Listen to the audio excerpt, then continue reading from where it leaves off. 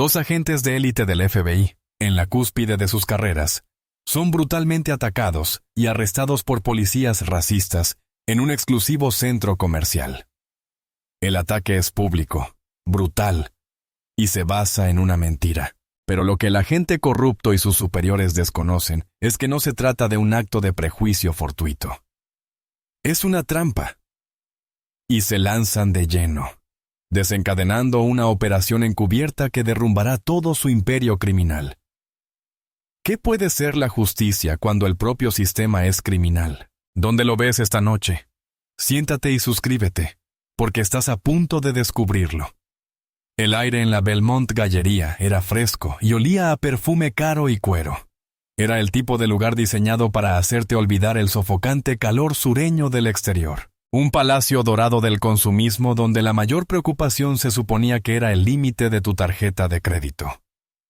Para las agentes especiales Imani y Amara Washington, se suponía que era un santuario, unas pocas horas de normalidad robadas entre el cierre de un caso brutal y la inevitable apertura de otro.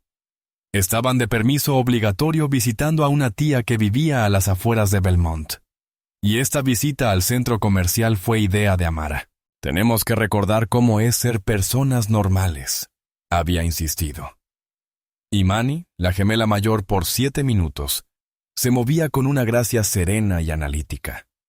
Su mirada aguda y perspicaz no miraba los collares de diamantes en las vitrinas de las joyas de Leery. Observaban los reflejos, las salidas, los sutiles cambios en el lenguaje corporal del personal. Era un hábito que no podía abandonar. Amara, en cambio, era pura energía cinética. Señaló un par de pendientes de esmeraldas. Su risa resonaba levemente en el silencio de la tienda. Llevaba vaqueros rotos y una camiseta de un grupo musical, mientras que Imani lucía un sencillo y elegante vestido de verano. Para cualquier observador, eran solo dos hermanas, tan distintas como la noche y el día, disfrutando de una tarde al aire libre. Ese era el punto. Estaban hechas para ser vistas. Estaban hechas para parecer fuera de lugar, para cierto tipo de persona. El guardia de seguridad de la tienda, un hombre corpulento de unos 50 años con expresión agria, las había estado observando desde que entraron. Habló en voz baja por la radio, sin apartar la mirada de ellos. Imani captó su mirada en el reflejo de un mostrador de cristal. Le dedicó un leve, casi imperceptible gesto de la cabeza a Amara. Habían mordido el anzuelo. Salieron de la joyería con las manos vacías y entraron en el vestíbulo principal. Un amplio atrio con una fuente en el centro. Fue entonces cuando lo vieron. El oficial Dale Russo se movía entre la multitud como un tiburón que separa un banco de peces. Era un hombre corpulento. Su uniforme le ceñía el pecho y la tripa, y le cubría el cinturón de servicio. Tenía el rostro enrojecido y sus ojos reflejaban una particular ira y derecho que Imani había visto en 100 salas de interrogatorio. Caminaba con un propósito, y ese propósito eran ellos. «Señora, deténgase ahí mismo», ladró, con la voz tan alta que hizo que todos se voltearan. Estaba mirando a Amara. Amara se detuvo, girándose lentamente. «¿Hay algún problema, agente?» Su tono era sereno, pero Imani pudo ver cómo se le tensaba la mandíbula. El fuego ya estaba encendido. «Tenemos una llamada», dijo Russo, acercándose, invadiendo su espacio personal. Descripción de dos mujeres con su misma apariencia robando en la joyería. Imani dio un paso al frente y puso una mano tranquilizadora sobre el brazo de su hermana. «Oficial, creo que había un error. No nos llevamos nada. Puede revisar nuestras maletas». Habló con calma y sensatez. Ese era el protocolo, reducir la tensión. Los ojos de Russo se posaron en Imani y luego volvieron a Amara. Sonrió con suficiencia. «Oh, seguro que hay un error. Siempre cometen errores». El insulto era inconfundible, flotando en el aire como veneno. Eso fue. La chispa dio en la astilla. «Ustedes». La voz de Amara era baja. «Peligroso». «¿Qué quiere decir exactamente con ustedes, agente?» Significa que estoy harta de que los de su calaña entren en lugares agradables y causen problemas. Russo gruñó, su rostro a centímetros del de ella. ¿Crees que puedes entrar, tomar lo que quieras y salir? No hicimos nada, replicó Amara, alzando la voz. Nos acosas porque somos negros. Esto es discriminación y es ilegal. Esa era la excusa que Russo esperaba. Resistirse al arresto. ¿Estamos causando un disturbio público? Agarró el brazo. Amara. El movimiento fue brusco, violento. Amara, entrenada en 6 formas de combate cuerpo a cuerpo, podría haberle roto la muñeca en un segundo, pero no lo hizo. Ese no era el plan. En cambio, hizo una mueca. Un auténtico destello de dolor cruzó su rostro cuando sus dedos se clavaron en su bíceps.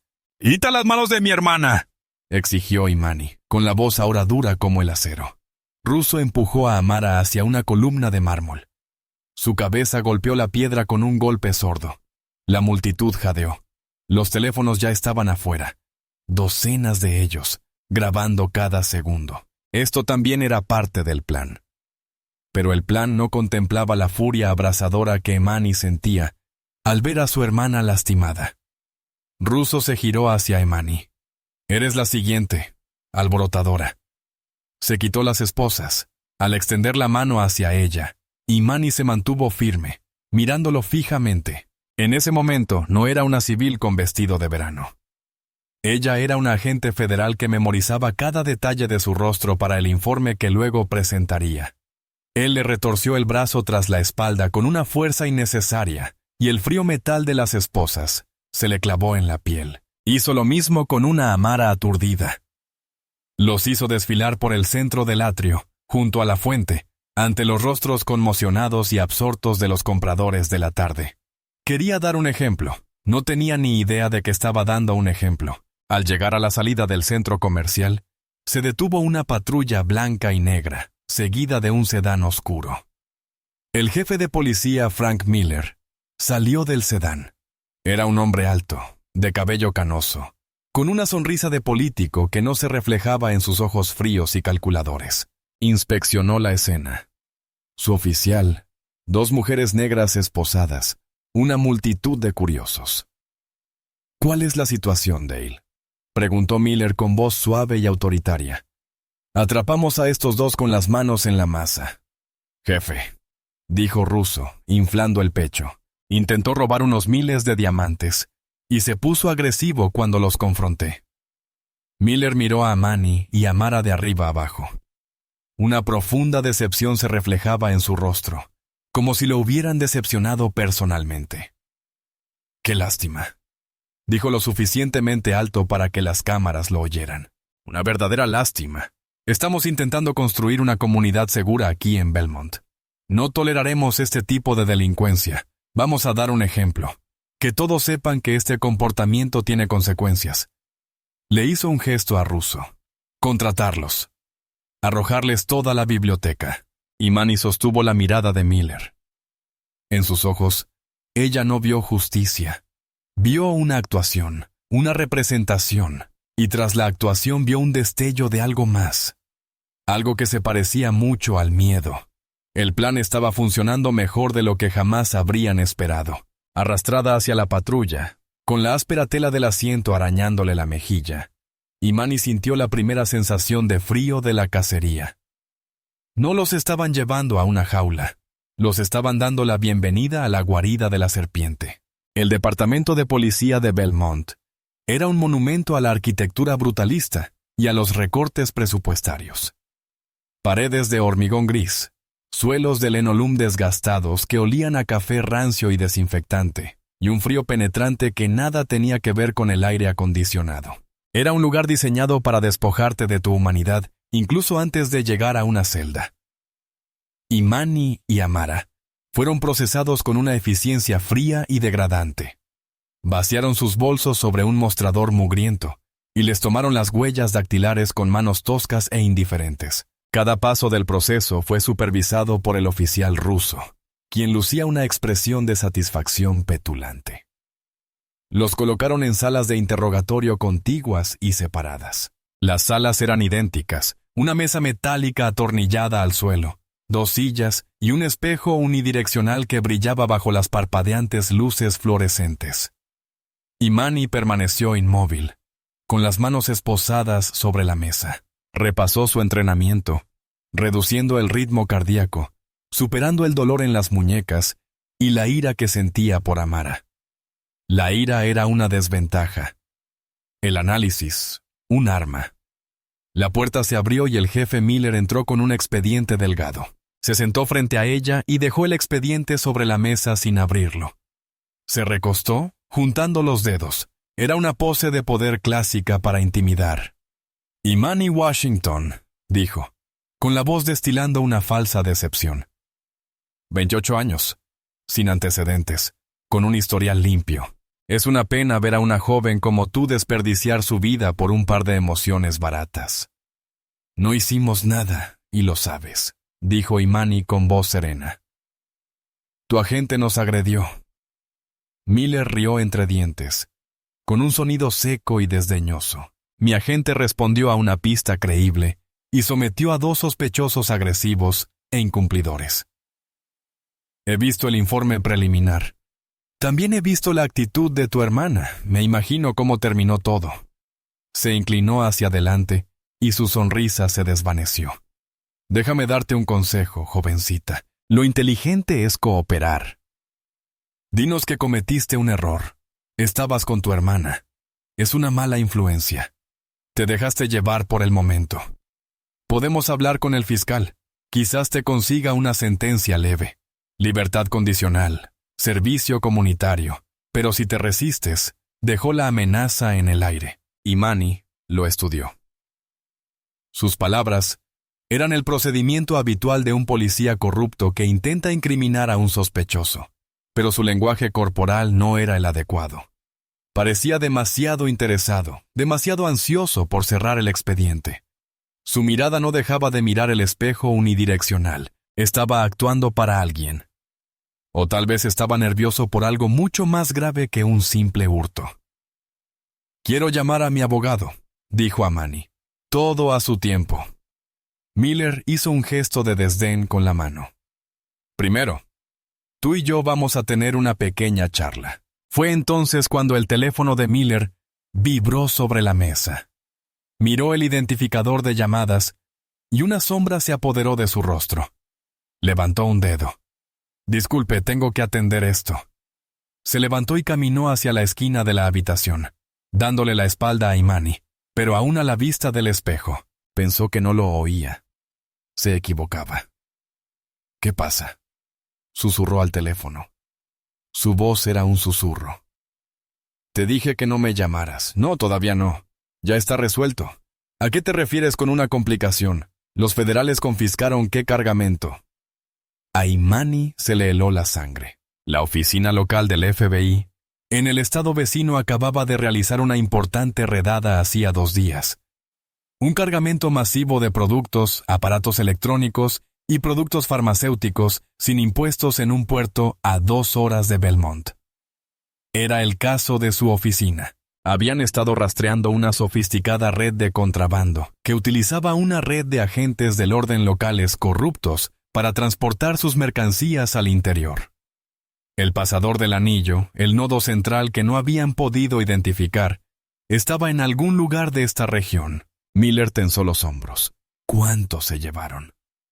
Todo el contenedor. Maldita sea. Escúchame, mantén la boca cerrada. Todo está bajo control. Tengo un problema que resolver, pero todo saldrá bien. Colgó la llamada y se volvió hacia Imani, intentando reconstruir su apariencia tranquila y autoritaria, pero era demasiado tarde. Ella había visto la grieta. El miedo en sus ojos no se debía a que 2 mujeres negras presentaran una denuncia. Era el terror de un capo cuyo imperio se desmoronaba. Su racismo no era solo un defecto personal. Era una herramienta, una cortina de humo. Usaba a hombres como Russo para sembrar el caos y los incidentes raciales, distrayendo a todos del verdadero crimen, la corrupción sistemática que él supervisaba. Este arresto no se trataba solo de ponerlos en su lugar. Se trataba de crear un espectáculo mediático para mantener a las miradas indiscretas alejadas de su verdadero negocio. Volvió a sentarse, pero su postura había perdido toda su fuerza. ¿Dónde estábamos? Imani lo miró con expresión indescifrable. Estabas a punto de hablarme de las consecuencias de mis actos, dijo en voz baja. Pero su mente estaba a 1000 por hora, conectando los puntos, el puerto, la redada, el pánico de Miller, el supuesto hurto. Todo estaba entrelazado. No solo habían caído en una trampa, habían entrado en el centro neurálgico de toda la conspiración criminal. Y el jefe Miller no tenía ni idea de que la mujer a la que intentaba intimidar era una de las principales agentes federales que lo investigaban. En la habitación contigua, Amara oyó el susurro apagado de Miller, furioso. No entendía las palabras, pero no le hacía falta. Tenía su propio papel que desempeñar. Se recostó en su silla, con una sonrisa desafiante, y esperó a que el bulldog, el oficial ruso, entrara por la puerta. Era hora de ponerlo en jaque. La puerta de la sala de interrogatorios de Amara se abrió de golpe y el oficial ruso entró furioso. Tiró un archivo sobre la mesa. El sonido resonó como un disparo en el pequeño espacio. Aún estaba en la euforia del arresto. Tenía el pecho inflado, pero un temblor de rabia se palpaba bajo la superficie. Era un hombre que se sentía irrespetado, y el trabajo de Amara era echar leña al fuego. Bueno, aceleremos esto. Russo gruñó, dejándose caer en la silla frente a ella. Tu hermana está en la otra habitación, probablemente cantando como un canario para salvar su propio pellejo. ¿Quieres ser tú quien cargue con el lío? Amara soltó una risa corta y aguda. Era pura burla. Mi hermana, por favor. Seguro que tiene a tu jefe en un lío psicológico. Está confesando crímenes que aún no ha cometido. Tú, en cambio, pareces mucho más simple. El rostro de Russo se ensombreció. ¿Crees que eres gracioso? Me parece triste, dijo Amara, inclinándose hacia adelante. Su voz era un susurro conspirativo, cortante y mordaz. Un tipo como tú haciendo todo el trabajo sucio en la calle, ensuciándose las manos, asumiendo todos los riesgos. ¿Y para qué? Para que un tipo con traje a medida como Miller pueda sentarse en su oficina y hacerse rico. Te envía a ser su perro de ataque, y tú solo mueves la cola y lo haces. Cierra la boca. Russo gruñó, señalándola con un dedo gordo. No sabes nada. Ah, ya lo sé. Amara continuó ignorándolo. La diminuta lente de la cámara, camuflada en un botón de su camisa, capturaba cada gota de sudor en su frente, cada tic de sus mejillas enfurecidas. Sé que Miller te da una palmadita en la cabeza y te dice que estás manteniendo las calles limpias. Te dice que persigas a gente como nosotros, para que nadie se fije demasiado en lo que realmente está pasando en este pueblo. Mientras tú andas por ahí haciéndote el héroe, partiendo cráneos, ¿qué hace él? Cerrando tratos, cobrando. Tú eres el músculo ruso. Un inútil desechable. La palabra inútil tocó la fibra sensible. Russo dio un puñetazo en la mesa. Soy policía en este pueblo, en este edificio. Somos la ley. Hacemos lo que hay que hacer y no le respondemos a nadie. A nadie más que a Miller, ¿verdad? Se burló Amara. Es tuya. Eres su marioneta. Miller trabaja para esta ciudad igual que yo. Russo gritaba ahora, con la cara a centímetros de la de ella, y lo mantenemos bajo control. No dejamos que un puñado de abogados liberales ni entrometidos federales nos digan cómo hacer nuestro trabajo. Nosotros gobernamos esta ciudad. ¡Bingo! Amara se recostó, con un brillo triunfal en los ojos. Era más que una confesión de actitud. Era la admisión de una doctrina deshonesta e irresponsable.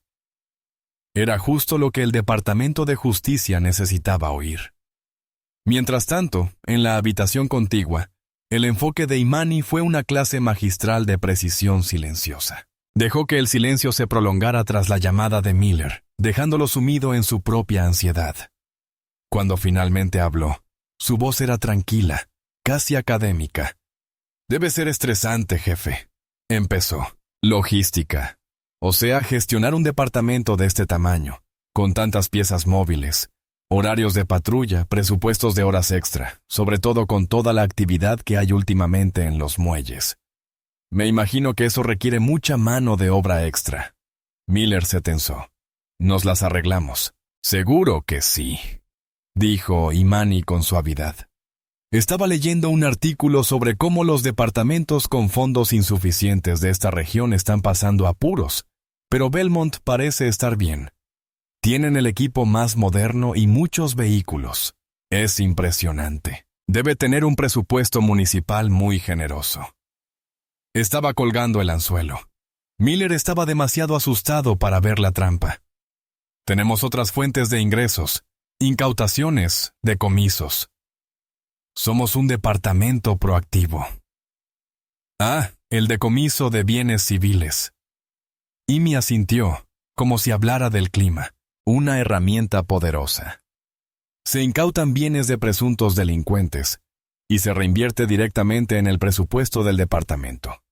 No se necesita condena. Muy eficiente. Hizo una pausa, asimilando la insinuación. Sería una verdadera lástima que alguien investigara esas incautaciones y descubriera que solo eran pagos. Dinero para proteger, por ejemplo, de una operación de contrabando que requería que un jefe de policía hiciera la vista gorda cuando sus camiones pasaran por la ciudad. Miller palideció. La sangre se le escapó, dejando una máscara grisácea de terror. Se puso de pie de un salto, tirando la silla al suelo. Este interrogatorio ha terminado.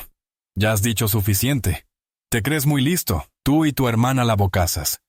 Veamos qué tan listos son en una celda. No tendrás un abogado. No recibirás una llamada. Desaparecerás en el sistema. Abrió la puerta de golpe y gritó hacia el pasillo. Russo, entra. Llévalos a la central de procesamiento ahora mismo. Russo salió corriendo de la habitación de Amara. Su rostro aún estaba rojo de ira. La agarró del brazo y otro oficial vino a buscar a Amani. Miller estaba en la puerta, con una mueca triunfante y desesperada. Creía haber ganado. Estaba reafirmando su control, silenciando la amenaza. Era el rey en su castillo y acababa de ordenar a los dentarios que entraran en la mazmorra. Estaba tan concentrado en las hermanas, en sus miradas desafiantes, que no oyó el sonido de pesadas botas acercándose desde la entrada principal. No oyó las órdenes urgentes y susurrantes que se daban en la sala de la brigada, cuando los oficiales estaban a punto de sacar a Imani y Amara de la sala. La puerta principal del pasillo, al final del pasillo, se abrió de golpe. No se abrió sin más. Se abrió de golpe con un estruendo que resonó en el suelo. El momento quedó suspendido en animación suspendida. Miller y Russo se quedaron paralizados, girándose hacia el sonido. La sala de interrogatorios, su pequeño reino de intimidación y miedo, estaba a punto de ser invadida por una autoridad mucho mayor. Enmarcada en la puerta al final del pasillo, se alzaba una figura que heló la sangre del jefe Frank Miller. Era el agente especial a cargo Reynolds, jefe de la oficina regional del FBI.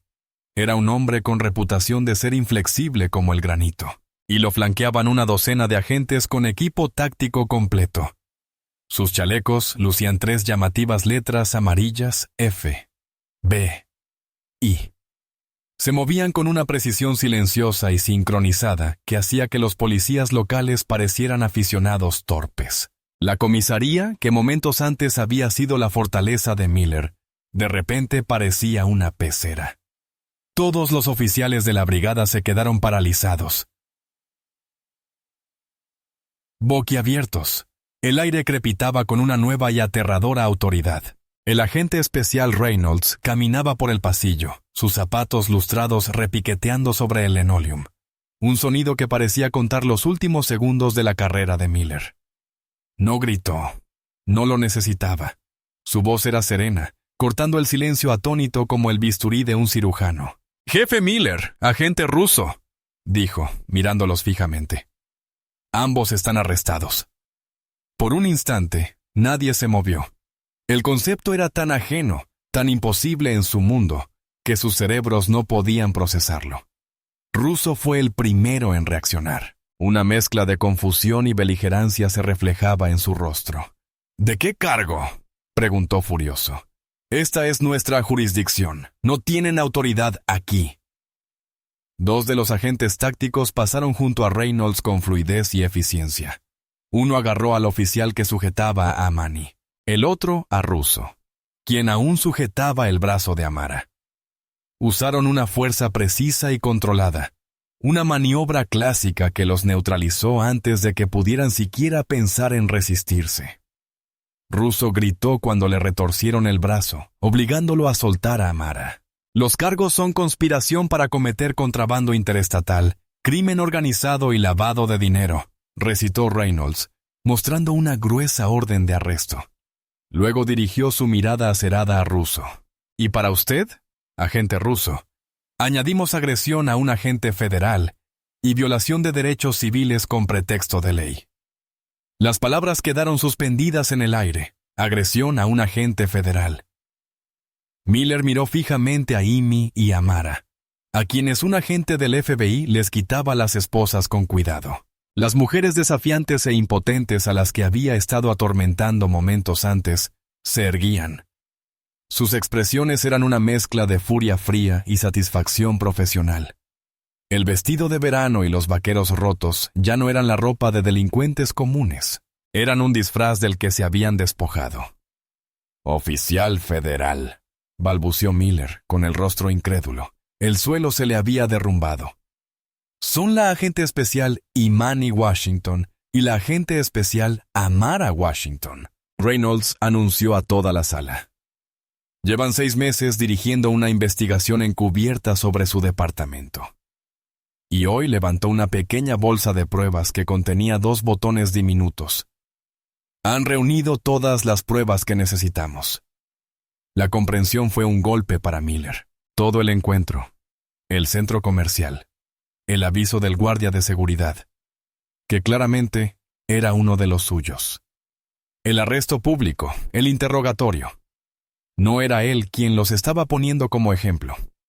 Fue una operación encubierta brillantemente ejecutada, y él era el objetivo. Lo habían provocado, grabado su pánico y presionado a su matón para que confesara su mentalidad. Todo ello con micrófonos ocultos. No había sido un interrogador. Había sido objeto de una misión encubierta de recopilación de inteligencia. Russo, con el rostro morado de rabia y humillación, finalmente comprendió. Miró a Amara, la mujer a la que había maltratado e insultado. «Me engañaste». Amara se frotó la muñeca magullada, con los ojos como astillas de hielo. «No, Russo», dijo, con la voz desprovista de toda su anterior furia, reemplazada por una más fría y categórica.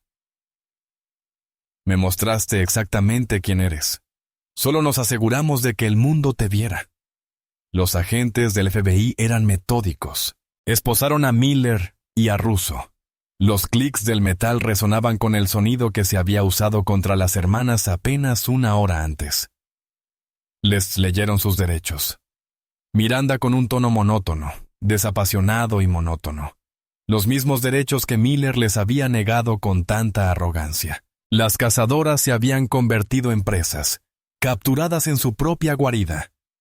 Mientras se llevaban a Miller, tras el fin de su reinado sobre la ciudad de Belmont, entre esposas y vergüenza pública, sus ojos se cruzaron con los de Imani por última vez. Buscaba una explicación para algún signo de triunfo personal en su rostro, pero no la encontró. Su expresión era de deber severo y resuelto. No celebraba una victoria. Era un cáncer que se le había encomendado extirpar. Los agentes comenzaron a asegurar la escena, incautando computadoras y guardando archivos en cajas. El corazón corrupto del Departamento de Policía de Belmont había sido desmantelado, y toda la estructura podrida estaba a punto de derrumbarse. Tras el incidente, la historia se desenmascaró con la velocidad e intensidad de un incendio forestal. El Departamento de Policía de Belmont quedó destrozado.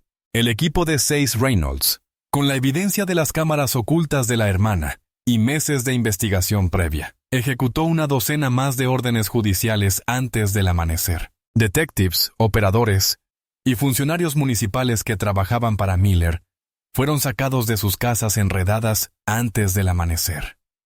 La red de contrabando que había operado con impunidad bajo la protección de Miller fue desmantelada. El video del centro comercial, publicado por el FBI para controlar la narrativa, se volvió viral. Era un retrato crudo e innegable del abuso de poder. Los canales de noticias lo repitieron una y otra vez. La agresión de Russo, el golpe de cabeza de Amara contra la columna de mármol, las declaraciones moralistas de Miller. Desató una ola de indignación pública y un debate nacional sobre la reforma policial, la rendición de cuentas y la naturaleza insidiosa del racismo sistémico. La ciudad de Belmont se convirtió, involuntariamente, en el epicentro de un debate que se extendió por todo el país. A Russo se le negó la libertad bajo fianza, enfrentándose a una montaña de cargos federales que le asegurarían décadas en prisión. Miller, ante la doble amenaza de una condena por crimen organizado y la ira del cártel de contrabando al que no había logrado proteger, rápidamente comenzó a cooperar, cantando sobre todos con quienes había trabajado para salvarse. Su testimonio atrapó a criminales en 3 estados diferentes. Días después, Imani y Amara estaban sentados en la oficina del fiscal especial Reynolds. Desde su ventana, la vista abarcaba toda la ciudad. Un extenso mapa de la comunidad que habían jurado proteger, incluso de sí misma. Una mención honorífica yacía sobre el escritorio, entre ellos, pero ninguno la había mirado. El guardia de seguridad, Marcus, te manda saludos, dijo Reynolds, reclinándose en su silla. Dijo que fue la mejor actuación que ha visto desde que trabajó para Dairo. Ha entrado en el programa de protección de testigos. Hizo su papel a la perfección, reconoció Imani en voz baja.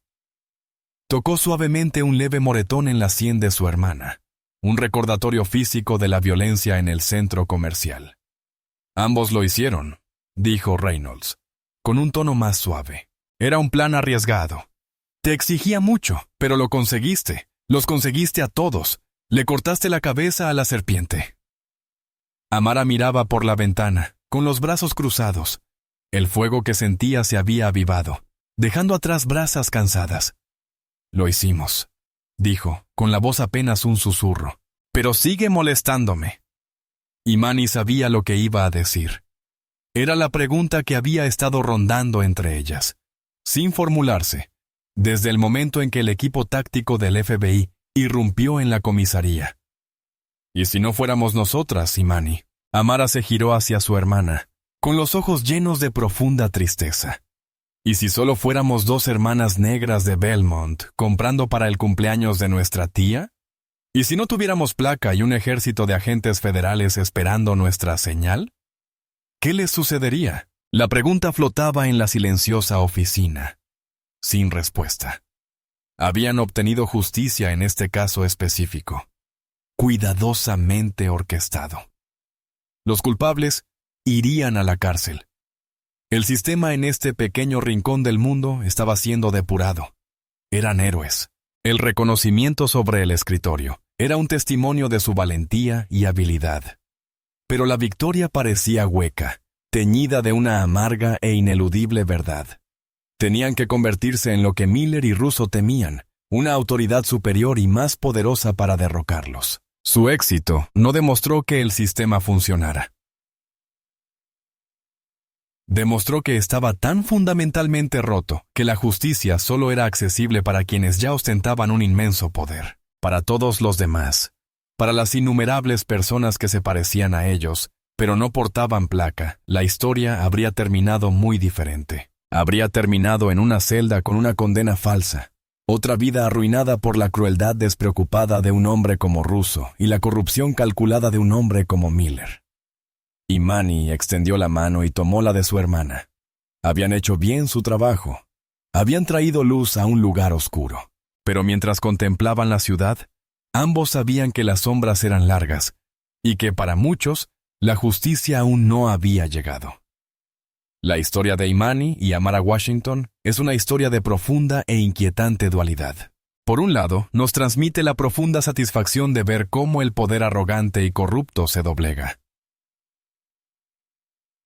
Celebramos cuando las puertas de la comisaría se abren de golpe, cuando se dan la vuelta a las placas y cuando los villanos se dan cuenta del tremendo error que han cometido. Es un momento de justicia pura y catártica. Una fantasía de responsabilidad que todos anhelamos en un mundo que a menudo parece carecer de ella. Es un testimonio de la idea de que nadie está por encima de la ley, de que los justos pueden y deben prevalecer. Pero bajo esa satisfacción se esconde una verdad mucho más oscura y compleja, la que Amara expresa en voz alta en los momentos finales. Su victoria no fue una victoria para el ciudadano común, fue una operación de asuntos internos a gran escala, una batalla entre dos poderosos brazos de las fuerzas del orden. La justicia se impartió no por el sistema, sino a pesar de él. Su final feliz es la excepción que confirma la terrible regla. Nos obliga a afrontar la realidad de que, por cada Amani y Amara con un equipo del FBI de guardia, hay miles de voces sin escuchar, miles de injusticias que nunca se vengan porque las víctimas no tenían una placa a la que recurrir. La historia nos deja con una victoria que se siente a la vez triunfal y trágica. Un recordatorio de que la lucha por una verdadera justicia ciega, justicia para todos, no solo para los poderosos, está lejos de terminar. ¿Qué parte de la estrategia de Amani y Amara te pareció más brillante? ¿Has presenciado alguna vez una situación en la que alguien con autoridad subestimara por completo a la persona con la que trataba? Comparte tu opinión en los comentarios.